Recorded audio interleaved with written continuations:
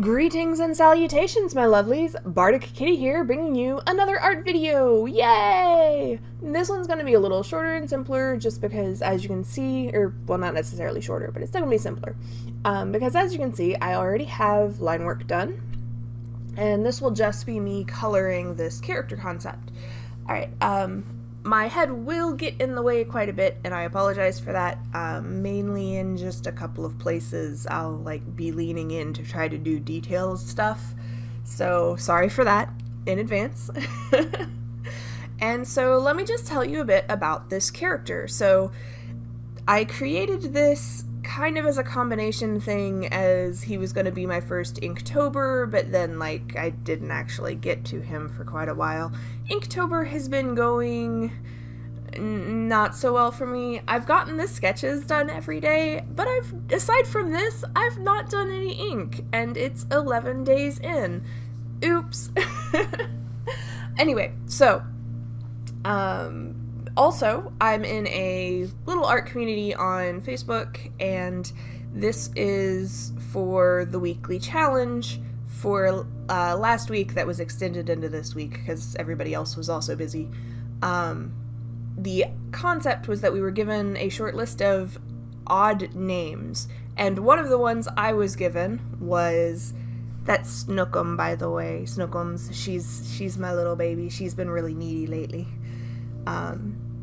Anyway, one of the names that I got was Almond, and I kept going back to the idea of doing a character based around the fact that almonds naturally have cyanide in them. Now, don't freak out. Domesticated sweet almonds have such a minuscule amount, if any at all, that they are completely safe, and you'd have to eat, tons of them to be affected. But wild bitter almonds have enough to kill you if you eat, as depending on the person and how the individual kernels, anywhere from about 10 to 32. And so I had this idea that this character is a poisoner and he uses cyanide. So the backstory here is that he kind of lives in a Victorian-esque kind of society. I haven't done any research to figure out where his time period should be, but it's kind of like a fictional Victorian-esque thing. And he was supposed to be named Edmund, but his mom was given some pain meds because there were complications during the birth, and she got kind of loopy, and she kept talking about how much she loved almond tarts. They were her favorite thing. Almond tarts are the best. Almonds, almonds, almonds. And so when it came time to name him, she couldn't remember that it was supposed to be Edmund. She instead named him Almond. And this was, of course, something that he had to grow up with. People made fun of him. His mom loved to tell the story. It was so funny. Ha ha ha. And it made him very bitter, which turned him into a bitter almond.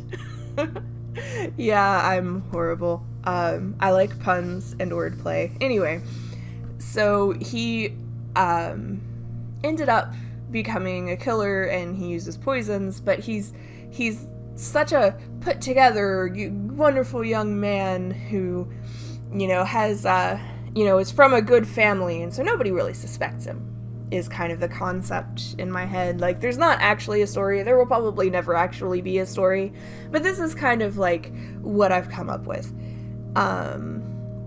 So that's the story of Almond. And yeah, here's in particular where my head gets in the way the most. Okay.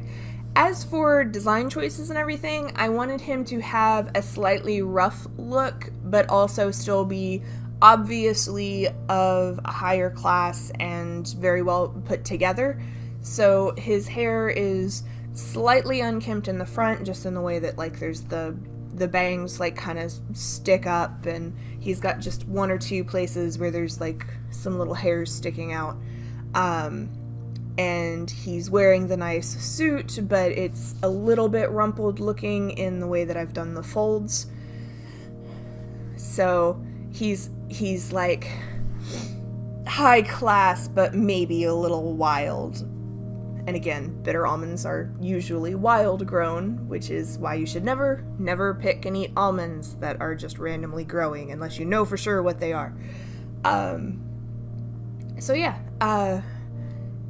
so that was like kind of the original design concept for how he was drawn. And then for the colors, I did his skin as like a bit of a less pink skin color. It's a bit more on like the yellowy beigey side, and I did that to try to represent the inside of the almond kernel, and then his hair is that nice brownish red, reddish brown, whatever you want to call it, and that's to represent like the outside coating of the almond kernel, because there's like that very thin, like almost skin on the kernel, and then you bite into it and you've got the light color inside.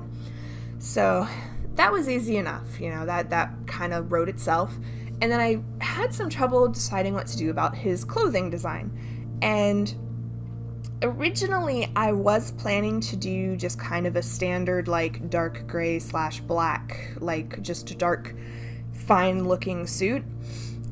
But I knew I wanted to put some blue in there because I'd always heard cyanide referenced as being like blue, like it's connected to the color blue for some reason. And so I was thinking I would do like just his tie or maybe his vest, but I did a little bit more research. I actually like looked things up for this. It's funny. And something that I found was that Prussian blue, the pigment for Prussian blue, that's a really dark blue, is actually created using non-toxic versions of cyanide. And I got to thinking about it, and it's like cyanide. It's cyan is a bluish color.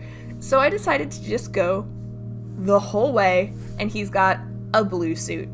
And I actually did use the Prussian blue marker, Copic marker, for the darkest shades of his suit. So I actually even used Prussian blue, and then the lightest color was called like or I think it was the lightest one.